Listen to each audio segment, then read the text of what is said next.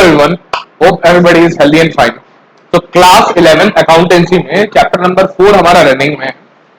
Fourth chapter जिसका नाम है recording of transactions.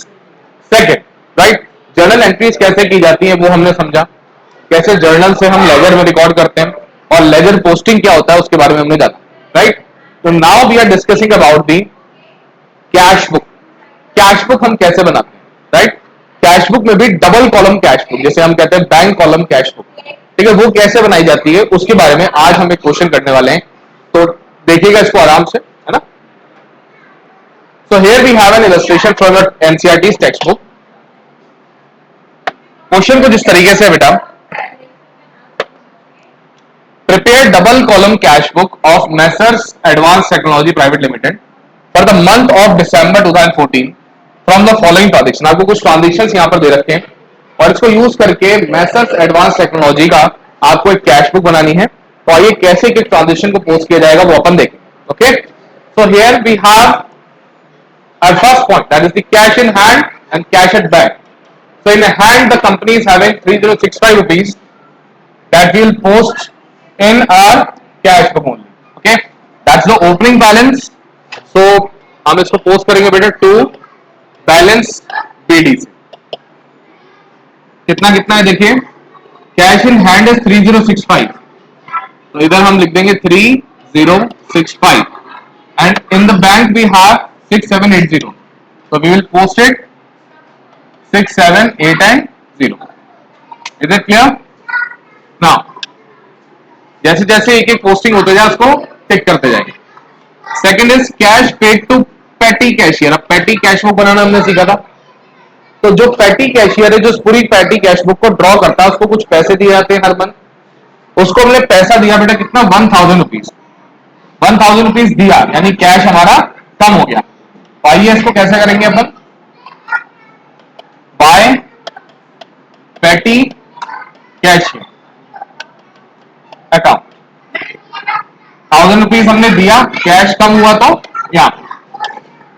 Second item posted. Third, received cheque from Priya. 3000 रुपए का चेक है जो कि हमने प्रिया से मिला है, पर क्या अभी उसे बैंक में जमा कराया, क्या वो पैसा बैंक में आया, नहीं आया. चेक ही तो मिला बेटा, पैसा भी बैंक में कहां आया. जब बैंक में आएगा तब हम उसकी एंट्री करते थे, याद है. जर्नल एंट्री में रिकॉर्ड करना अलग बात है, बट यहां पर कैश बुक में तभी रिकॉर्ड होगा जब वो चेक फाइनली बैंक में इंट्रोड्यूस कराया जाए. क्या कराया है, नहीं. Then we have cash sales. कितने की कैश सेल्स है भाई, 2000 रुपीज की. तो यहां पे हमने पोस्ट कर दिया सेल्स, यानी पैसा आया. तो टू सेल्स 2000 रुपीज. कैश है तो कैश अकाउंट में लिख. ठीक है बेटा. Then we have deposited into bank 1200 rupees. ये फिर वही बात कि पैसा कैश हाथ में था, उसको हमने जमा करा दिया किसमें, बैंक में. तो कैश तो कम हो गया और बैंक बैलेंस बढ़ गया. ऐसे ही हुआ होगा. यहां पे पोस्ट करेंगे इसको, बैंक बैलेंस बढ़ा तो टू कैश अकाउंट कितने रुपए, 1200 रुपए. और यहां पर बाय बैंक अकाउंट, राइट. कितना रुपए, 1200.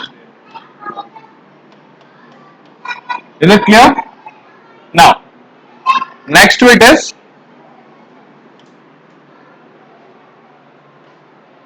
Priya's check deposited into bank 3000 rupees. Finally हमने प्रिया का जो चेक है उसको डिपॉजिट कर दिया है बैंक में. ठीक है, डेट डिफरेंट है तो इस डेट की एंट्री हम करेंगे. अच्छा, प्रिया का चेक हमने डिपॉजिट कराया बैंक में, तो बैंक में पैसा बढ़ेगा बेटा. हम यहां पर सिंपल सा लिख देंगे क्या, टू प्रिया अकाउंट या फिर चेक इन हैंड अकाउंट, हम इसको लिख सकते हैं. ठीक है, 3000 रुपीज का तो हमने पोस्ट कर दिया simply bank account. Now we have purchase furniture by cheque 6500. कोई फर्नीचर हमने परचेज किया है 6500 रुपए का, लेकिन किससे पेमेंट किया है, चेक से, यानी बैंक अकाउंट हमारा कम हो जाएगा. राइट. तो चलिए सर बैंक में इसकी पोस्टिंग करते हैं. बाय फर्नीचर अकाउंट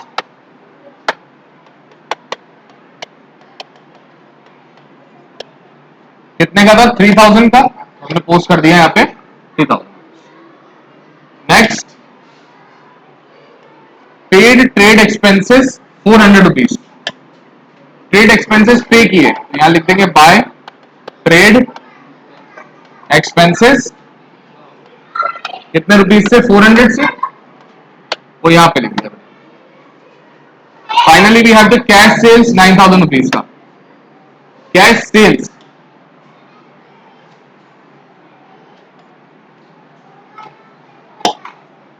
पैसा आया, तो यहां पर लिखेंगे बेटा टू सेल्स अकाउंट कैश बढ़ा 9000। सिंपल। देन इस वाले पेज में पूरी जो भी एंट्रीज थी वो सारी हमने कंप्लीट कर ली बेटा।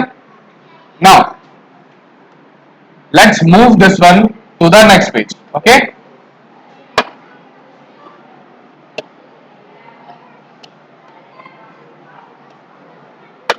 so here we have the next page, right, which is page number 26। आइए देखते हैं इसमें इसी के आगे कंटिन्यूड क्वेश्चन क्या कहता है।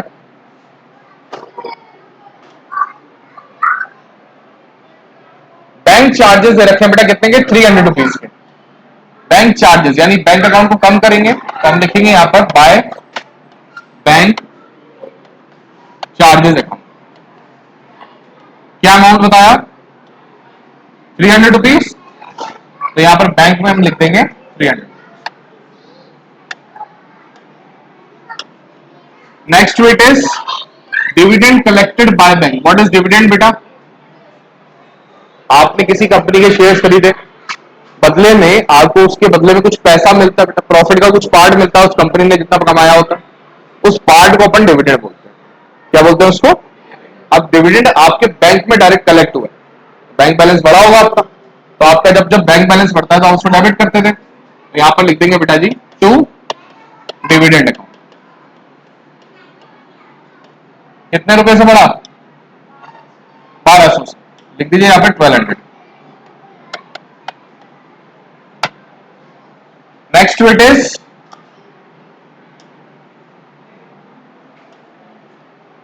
Entry on 16 paid electricity bill by cheque 600 रुपए। तो यहां पर बनाएंगे हम by electricity bill account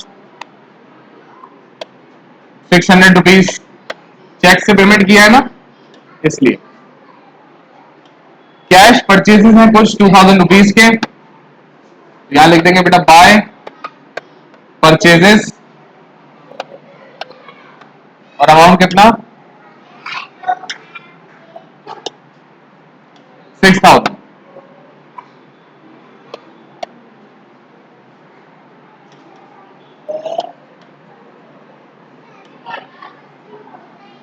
sorry, cash purchases कितने के? अपने 2000 के बेटा, है ना। तो अमाउंट करेक्ट करिए यहां पर, this will be 2000 rupees.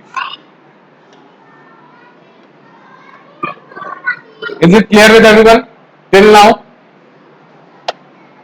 Now next it is paid for advertising. Advertising पर खर्चा किया हमने और 1000 रुपए पेमेंट किया, यहां लिख देंगे बेटा जी अपन बाय एडवर्टाइजमेंट एक्सपेंसेस। 1000 रुपए का खर्चा, तो लिख दिया 1000, right. Next it is goods sold and received the cheque 6000 rupees. हमने बेचा है गुड और उस चेक को सेम डे डिपॉजिट कर दिया। लिखा है साहब का, बेचा गुड, बैंक में पैसा आया, चेक आया, चेक जिस दिन आया उसको उसी दिन हमने डिपॉजिट करा दिया। तो डिपॉजिट कर दिया बेटा 6000 रुपए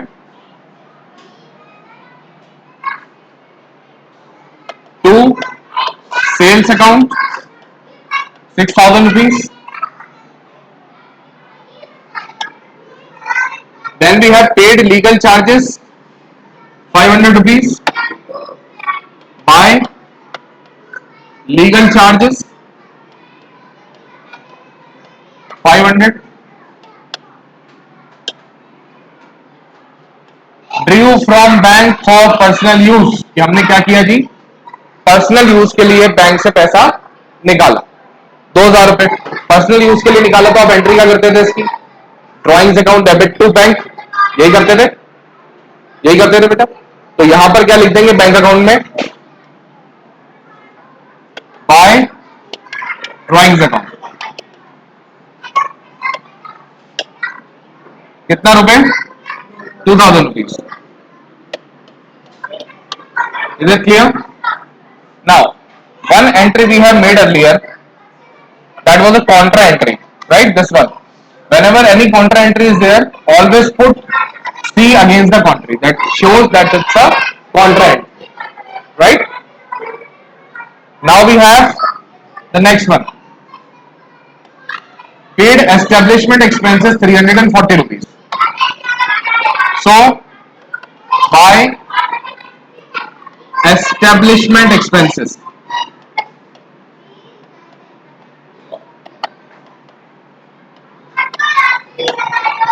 ₹340.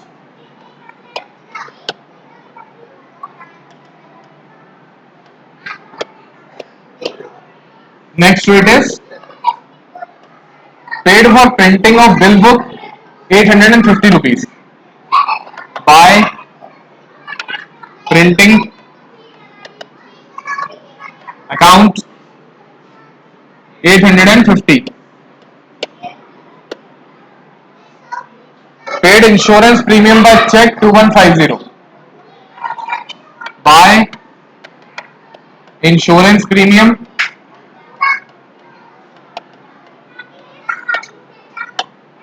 2150, right.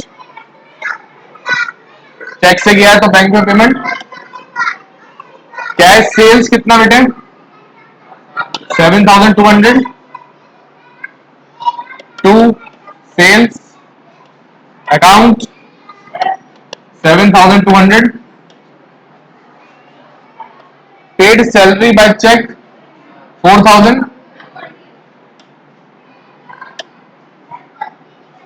Again here by salary account 4,000 rupees.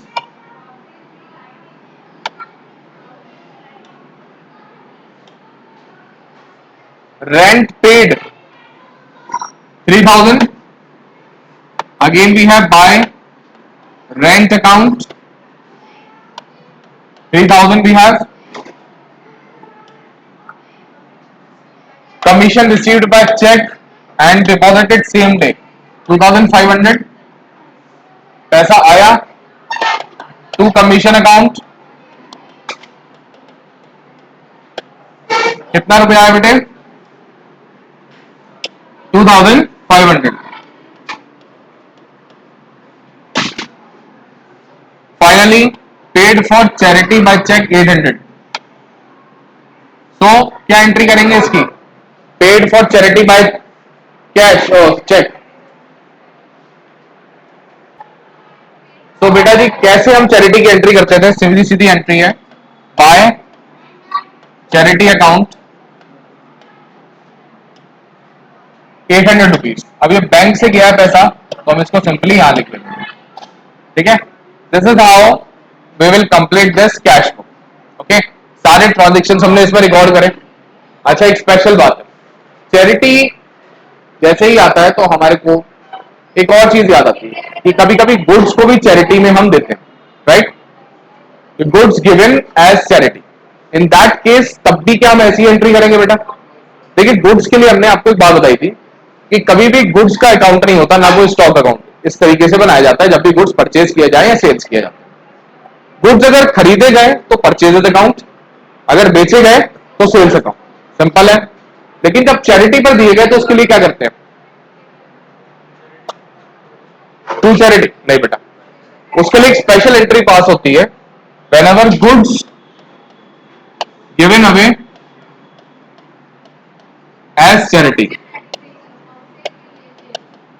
तो स्पेशल एंट्री क्या होती है कि charity account debit to purchase account, यहां पर इस परचेजेस को हम क्रेडिट करते हैं। गुड्स हमारे यहां से गए, सेल नहीं हुआ, सेल तो नहीं हुआ ना, सेल होता तो हम यहां पे लिखते हैं सेल्स अकाउंट, पर सेल नहीं हुआ और ना ही गुड्स खरीदे गए, लेकिन इसलिए हम परचेज अकाउंट को क्या करते हैं, यहां पर क्रेडिट करते हैं, क्योंकि हमारे गुड्स के स्टॉक को ये कम कर। Clear?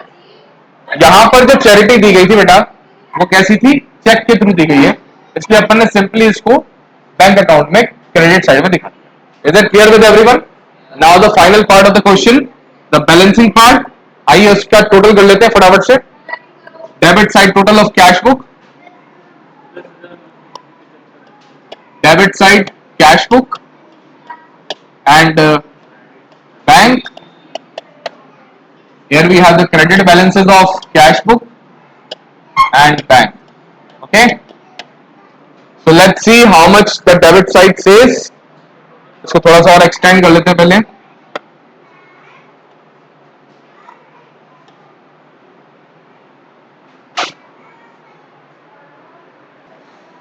So we make the total of this from debit side. So we have a total of 24265, right? जितना टोटल इसका आया है उतना ही टोटल हमारा यहां भी आना चाहिए, बट जैसे हमने यहां तक के सारे क्रेडिट आइटम्स के टोटल किए कैश बुक के, सो वी एनकाउंटर्ड कि हमारा टोटल आया है 13,290।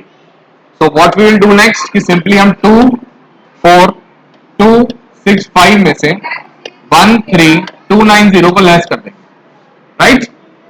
तो सिंपली इसका आंसर क्या आ जाएगा अपना, that will be 10975, that will be 1097 and 5. This will be the balancing figure. तो हम इसको लिखेंगे by balance CD ब्रैकेट में B/F, that stands for balancing figure, right? Same case हम डेबिट साइड में अपने बैंक अकाउंट के साथ करेंगे। 6780, 3000, 1200, 6000 and 2500 को सबको ऐड करेंगे। This will be 20,680. This we will put here, and this should be the same amount here also. But जैसे ही हमने क्रेडिट साइड का टोटल किया, यहां से लेके यहां तक का, we came to know कि इसका टोटल आ रहा है 16350. सिंपली अब हम क्या करने वाले हैं, इसके टोटल में से इसको माइनस कर देंगे, राइट? जैसे ही हमने इसके टोटल में से इसको माइनस किया, so we came with the solution कि भाई हमारा डिफरेंस आ रहा है 4,330 rupees. Okay, so this will be the closing balance for this. Now this is how we have made the cash book of our question, right? तो आपको समझ आया हो किस तरीके से हम कैश बुक प्रिपेयर करते हैं, जिसमें आपको बैंक कॉलम भी गिवन होता है, राइट? काफी सारे हमने क्वेश्चंस किए, उन्हीं में से क्वेश्चन ये भी है, राइट? ऐसे ही कैसे परचेज बुक बनाई जाती है, कैसे सेल्स बुक बनाई जाती है, इसको भी हम आगे क्लास में डिस्कस करेंगे। Okay, thank you so much.